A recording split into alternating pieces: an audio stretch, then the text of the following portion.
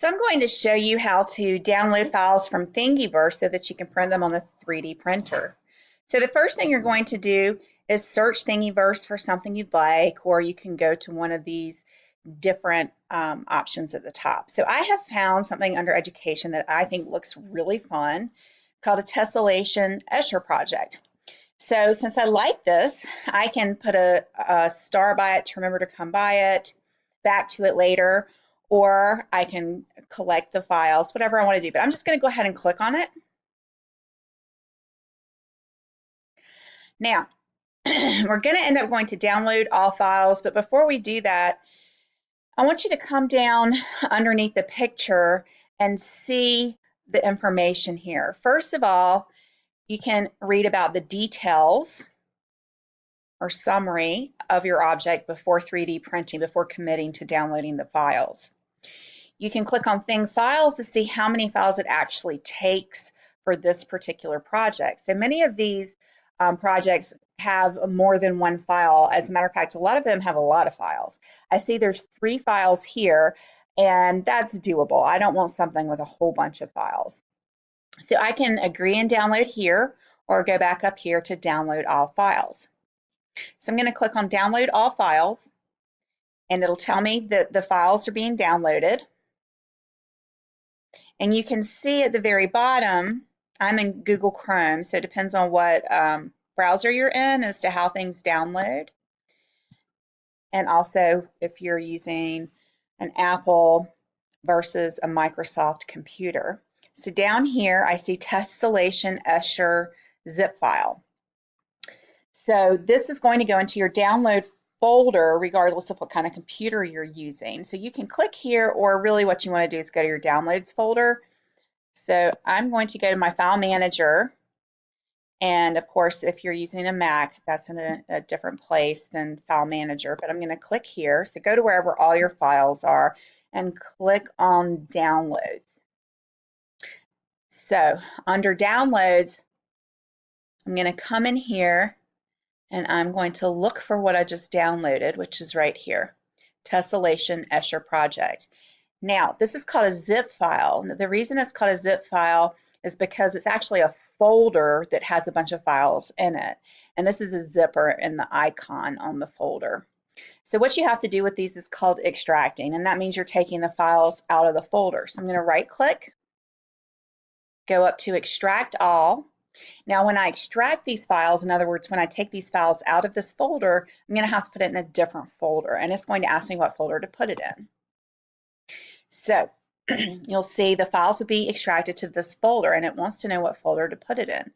So you can click Browse and put it in a particular folder, or you can keep the name of the folder that they give you, which is the same name as your zip folder. And I'm going to click on Extract. I'm just going to keep that name. That's fine with me.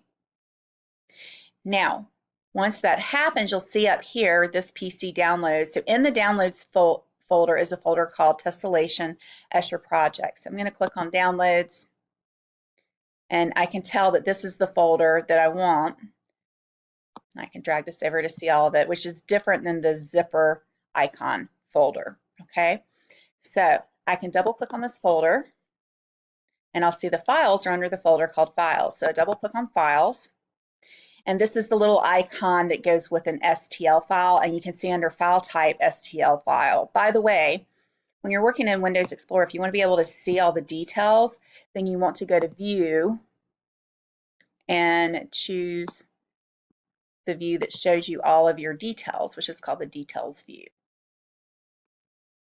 So I clicked on View and Details. All right. So now I'm going to have to print all of these, and you can open them up and print them all together if they'll fit onto your print bed. So you could print them all at the same time, or if they won't all fit on your print bed, then you're going to have to print one at a time. So I'm going to double click on this first one,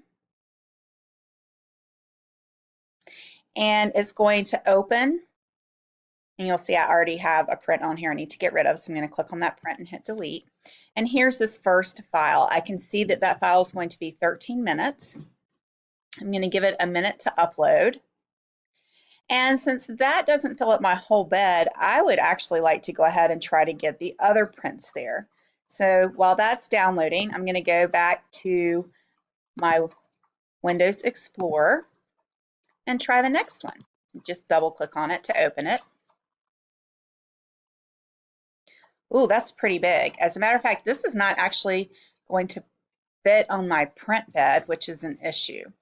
So I would have to play around with this to make it fit. So for me, and for it to fit on the print bed, it has to be gray, right? If you start seeing blue, it's not fitting on the print bed.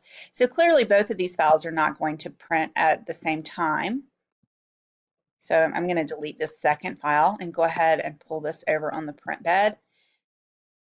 Let that reload into Cura, and then save it to my SD card and print. That's how you pull your files in. And if you find that your files don't fit on the print bed, then what you could do is resize them all. So for example, here, I might resize this to maybe 50%. And then when I download the others, I would resize them to the same thing, to 50% also. And that way they should still all fit together. And that's how you download files from Thingiverse and print them.